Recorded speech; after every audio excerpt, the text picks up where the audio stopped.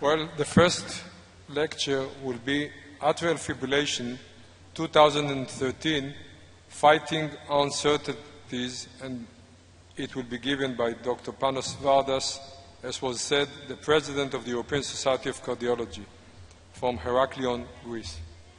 Professor Panos, it's our pleasure to have you with us.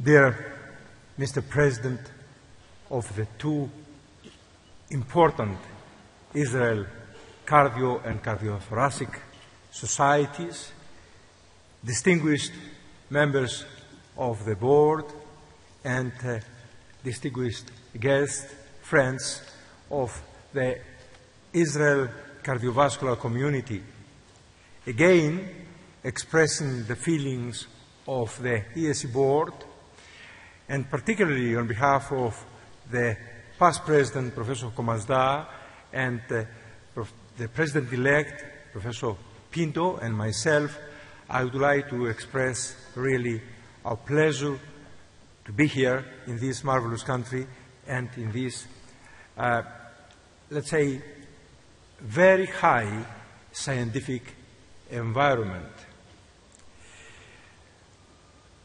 I can promise that the European Society of Cardiology will continue its collaboration with the Israel Heart Society. European Society of Cardiology will come closer to your plans and to your projects, and of course, the European Society of Cardiology is investing a lot to young cardiologists, the cardiologists of tomorrow. We are very happy here in Israel to have also sessions in collaboration with the young cardiologists. Young cardiologists, of course, is the future of our field. During the next 15 minutes, I will try to summarize some certain and important uncertainties in the field of atrial fibrillation. This is the problem. This is the real atrial fibrillation. And you have here the opportunity to see how is this chaotic arrhythmia.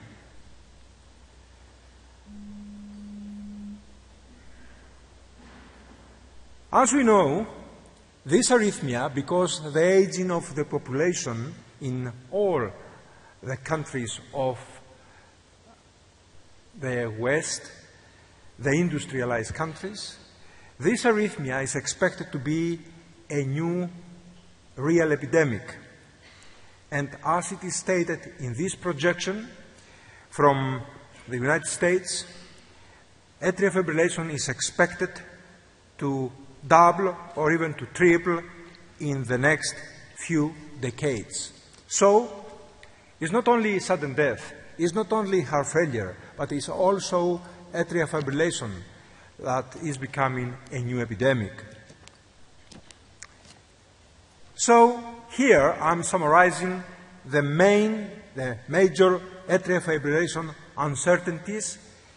And first, of course, we have to give a clear answer about the pathophysiology of atrial fibrillation,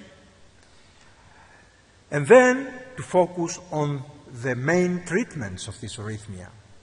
So, do we know clearly what is happening around the pathophysiology of atrial fibrillation? Do we have any clear understanding about the pathophysiology of atrial fibrillation after at least 100 years' efforts?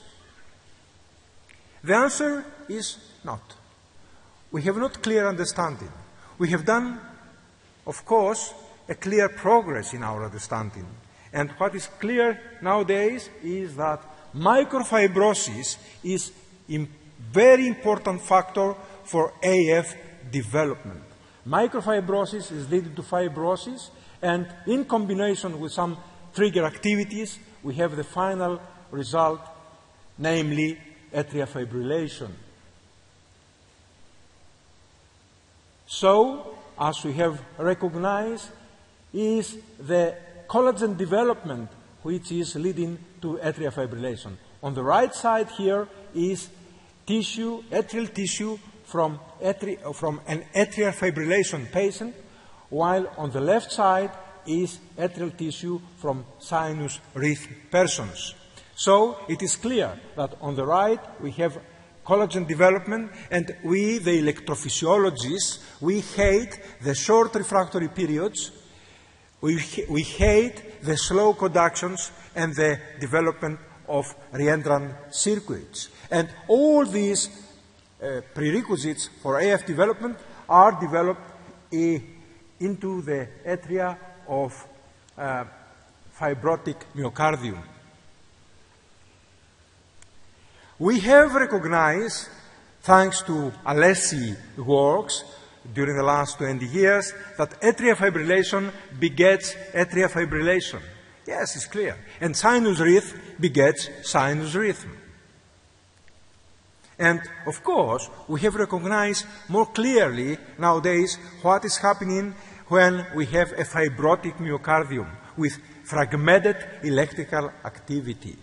We have some electrical property changes, and we have some anatomical and structural tissue property changes. And in summary, all these changes are depicted on this slide. So we have alterations in ion channels, we have alterations and changes in the expression, density, and function of different genes. We have alterations in electrical networking, particularly in the gap junctions. And, of course, we have changes in the action potential duration, refractory periods, and conduction velocity, as I said. We have microfibrosis and fibrosis. And all these, combined with the increased automaticity, are leading to atrial fibrillation.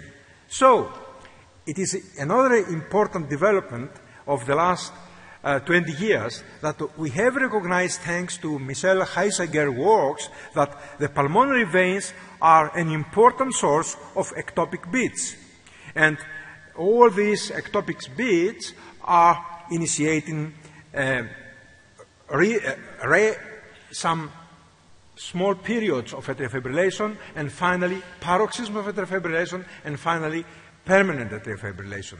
So here, as I said, now, today, we have some more clear understanding what is happening in the pathophysiology of atrial fibrillation. And here, on this slide, is really very important to recognize that at the beginning, we have atrial ectopics, and it is only because the ectopic activity, particularly in the pulmonary veins, and particularly and progressively as the substrate is changing and is becoming more fibrotic, the forms of this arrhythmia are changing, and from paroxysmal we are getting to the chronic form of atrial fibrillation. So, please keep in mind that nowadays we have much more clear understanding what is happening, but not the full understanding. And of course, it was because the works of Michel Heisseger that we had recognized particularly, as I said, the pulmonary veins ectopic activity. We had the opportunity during the last 15 years, 20 years, to recognize much more what is happening inside the pulmonary veins and how to isolate these pulmonary veins and to block the induction of this arrhythmia. So, practically, nowadays, what we are doing, as you know very well, is to block this ectopic activity to enter the atrial myocardium. And, of course, we have done very good progress here in this technique. What is the best treatment strategy for AF therapy? Is AF ablation effective and safe? This is the main first question. Dear colleagues, after at least 15 years of experience, we have concluded so far that atrial fibrillation ablation is rather safe. We have not more than 6% complications rate. Serious complications are less than 2%. And of course, everything is related to the experience of the sender performing this technique. Is this technique effective? Everyone likes to know, after so many years of efforts, what is the real effectiveness of AF ablation. Of course, its effectiveness varies as we have to deal with different patients. Patients with paroxysmal atrial fibrillation and patients with chronic atrial fibrillation. Patients with normal heart and patients with enlarged heart. Senders with great experience and senders with less experience. But here, on this slide, I have selected this slide because it is a rather recent slide and it depicts exactly, based on a kind of meta-analysis, the real results of this technique. So, we have the opportunity to see here what is happening with one procedure or two procedures, multi-procedures, and what is the success rate if you attempt, as I said, multi-procedures and one procedure. And as you see here, practically in 5 years' time, performing 2 or 3 procedures in the same patient, the success rate is around 80%. But if you attempt only one procedure, then the success rate by the time is getting less, and is getting less, about 55%. Here we have another presentation which indicates how the paroxysmal and non-paroxysmal AF patients are doing under this technique. You have the opportunity to see on the upper line that paroxysmal atrial fibrillation patients, of course, are doing much better than the chronic atrial fibrillation patients. So, in 5 years' time, you see here that the patients with paroxysmal atrial fibrillation remain in sinus breath in a rate around 60%. This is the answer, grosso modo. Of course, as I said, everything is related to the experience of the sender performing this technique. And here are some messages coming from the guidelines of the European Society of Cardiology, published recently, updated recently. These guidelines had been published 2 years ago and had been updated just a few months ago. So, the message here is clear. Catheter ablation of symptomatic paroxysmal atrial fibrillation is recommended in patients who have symptomatic recurrences of atrial fibrillation, and these patients have already been treated with some antiarrhythmics, amiodarone included. So, this is the first message coming from the ESC guidelines. The second message, catheter ablation of atrial fibrillation should be considered as first-line therapy in selected patients with symptomatic paroxysmal atrial fibrillation as an alternative to antiarrhythmic drug therapy, considering patient choice, benefit, and risk. And here we have to deal with this message here is 2A indication, level of evidence B. But if you read clearly this statement here, you recognize something very important. It is stated that the ablation technique should be performed in a well-experienced sender. It is the same statement which is included in the American guidelines too. What is the best antiarrhythmic drug then? Again, we had the opportunity to discuss this huge issue in our meetings with the Guidelines Committee, and it's clear. In the updated version of the ESC guidelines, we have concluded that the most effective drug to treat patients with atrial fibrillation is amiodarone, especially those patients with enlarged heart and heart failure. Amiodarone. Nothing has changed. And here there are some clear statements coming from the new guidelines. Amiodarone is more effective in maintaining sinus rhythm than the rest drugs, antiarrhythmic drugs. Clear. Dronedarone, on the other hand, should be considered in order to reduce cardiovascular hospitalizations in patients with non-permanent atrial fibrillation and cardiovascular risk factors. So, we kept dronedarone in our guidelines only for those patients with paroxysmal form of atrial fibrillation. If the patient has heart failure, you have to use amiodarone and not dronedarone. The message here is very clear. And allow me now to come to the last point. Old or new anticoagulants for our patients with atrial fibrillation.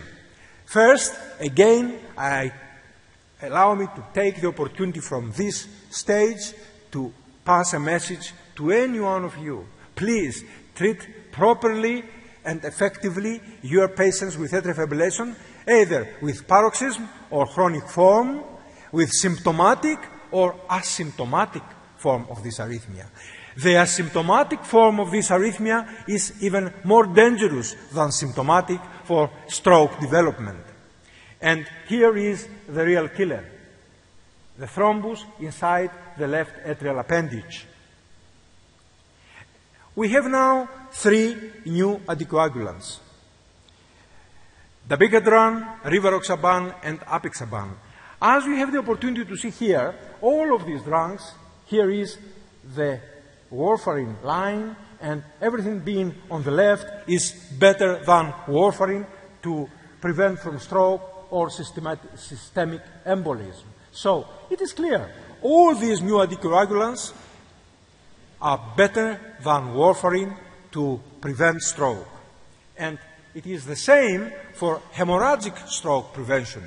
All these new anticoagulants, according to the large trials, RELY, ROCKET-AF, Aristoteles, all these new anticoagulants are more effective.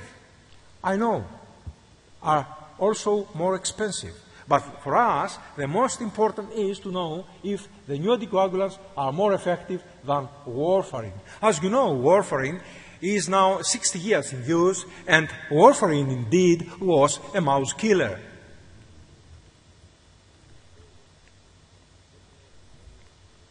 According to the guidelines, we have here 3 clear messages. Class 1, level of evidence A.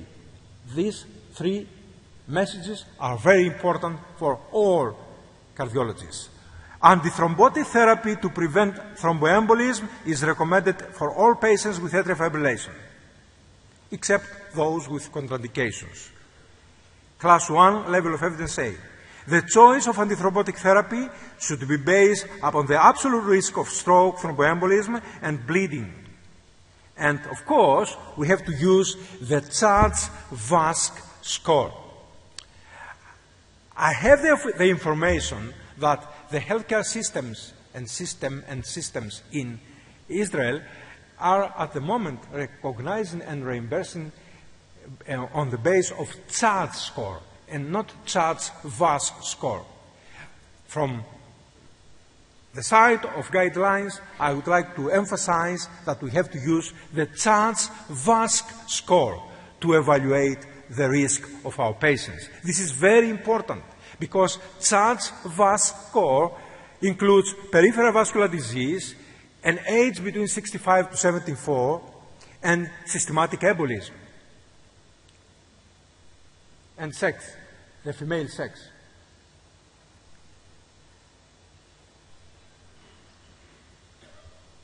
I would like also to pass two messages before I finish this presentation, based on the recent guidelines. One, those patients with Charles-VAS score 0 don't need any treatment. Avoid even to use aspirin. Here, the American guidelines are a little bit different.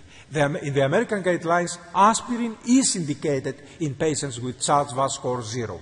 In the European guidelines, in the patients with Charles-VAS score 0, we don't suggest even aspirin.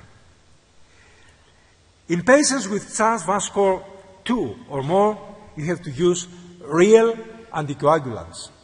And it's up to you to decide for those patients with Charles-VAS score 1.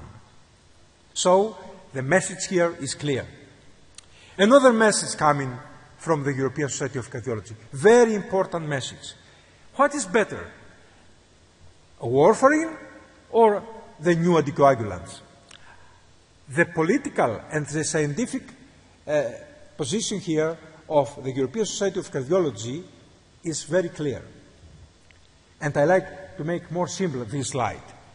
If your patient is already in anticoagulation treatment, if your patient has an INR between 2 to 3, so if your patient is successfully treated with warfarin, if your patient is happy and he or she enjoys his or her life eating vegetables, etc., then there is not any reason to change the treatment and to use new anticoagulants, except if your patient likes it.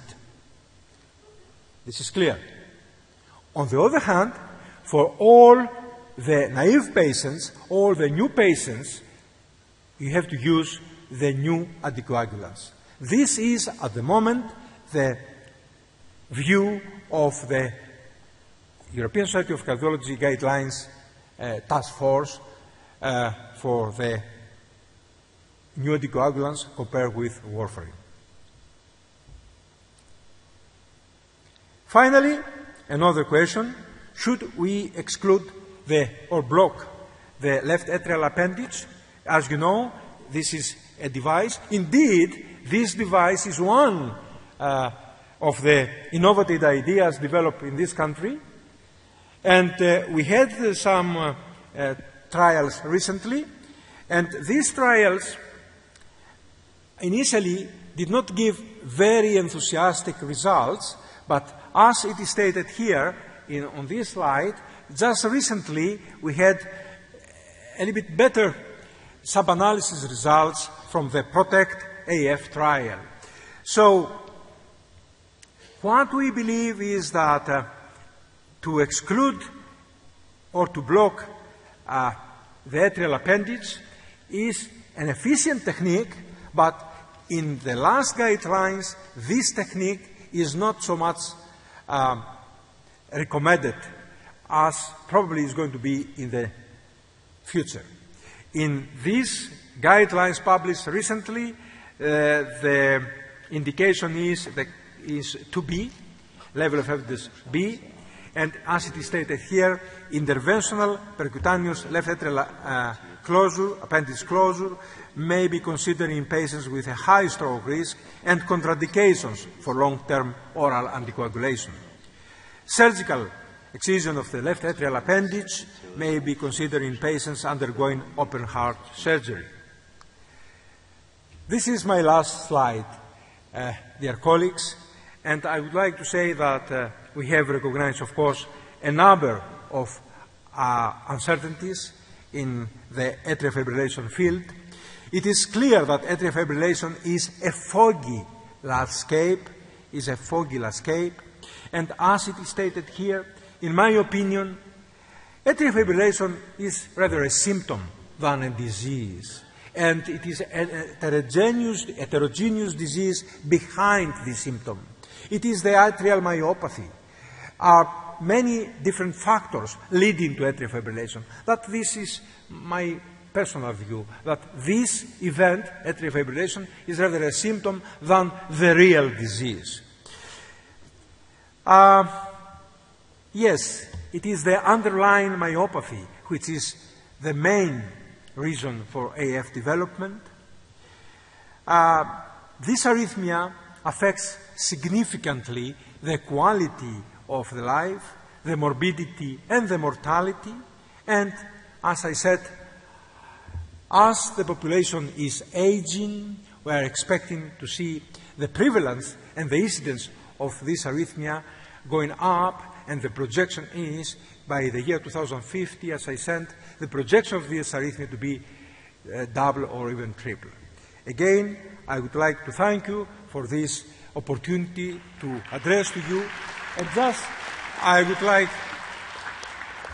to remind you how many pioneers, how many persons have spent their lives working for this, to identify the mechanisms and the treatment of this arrhythmia, which still remains unclear, and of course we have recognized the size of the work left for us working in this field. Thank you very much indeed.